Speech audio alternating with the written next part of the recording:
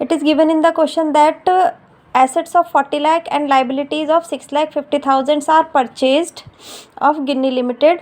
अब बुद्धा लिमिटेड ने इसके बदले में अपने 30,000 8% डिवेंचर इशू किए हैं जो 100 रुपीज़ का था, 10% डिस्काउंट पे इशू किया है। रिडेम्पशन इनकी 5% प्रीमियम पे है, साथ में ये चेक पे कर रहे हैं।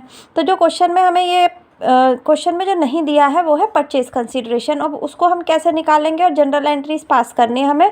तो क्वेश्चन इस तरह से ये सॉल्व किया जाएगा, क्योंकि एसेट्स 40 लाख की परचेज हो रही हैं तो डेबिट होंगी, लाइबिलिटीज़ क्रेडिट होंगी, और जो हम गिन्नी लिमिटेड को हम पे करेंगे वो कितना अमाउंट पे करेंगे।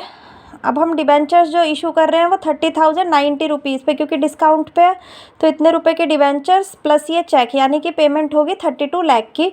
तो हम 32 लाख को वेंडर यानी गिन्नी को क्रेडिट करेंगे। इसमें हमारा कैपिटल रिजर्व बैलेंसिंग फिगर 1,50,000 आएगा। इस तरह से ये पेमेंट यानी इशू ऑफ डिबेंचर की एंट्री होगी। तो यहाँ पे जो एंट्री होगी ये होगी Ginni limited account debit 32 lakh, क्योंकि यहाँ पर इसको हमने वेंडर को क्रेडिट किया था। अब डेबिट करके इसकी पेमेंट करेंगे। अब हम डिबेंचर इशू कर रहे हैं तो डिबेंचर हम कितने इशू करेंगे। डिबेंचर इशू होंगे यहाँ पे, number of debentures issues given है 30,000 डिबेंचर्स इशू हो रहे हैं, और यहाँ पर 8% डिबेंचर में फेस वैल्यू आएगी। तो 30,000 मल्टीप्लाइड बाय 100।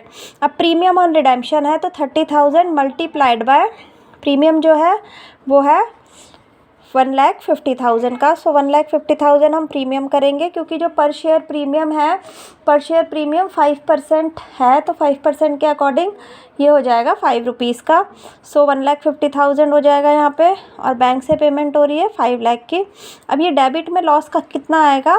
डेबिट में लॉस दो आएंगे, एक तो डिस्काउंट वाला लॉस है और एक प्रीमियम ऑन रिडेम्पशन। इनका टोटल हम डेबिट में लिखेंगे 4,50,000। सो इस तरह से we will pay to Ginni limited through debentures and through bank draft.